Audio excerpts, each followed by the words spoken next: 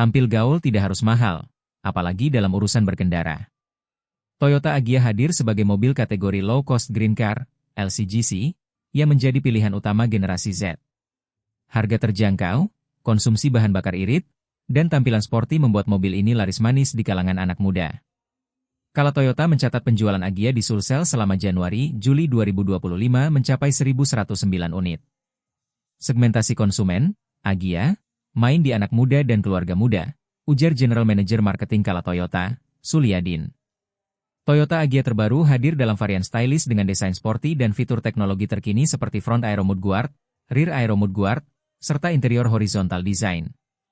Konsumen asal Makassar, Rizal, 25, menyebut Agya hemat bahan bakar dan cocok bagi anak muda yang ingin tampil gaul tanpa keluar biaya besar.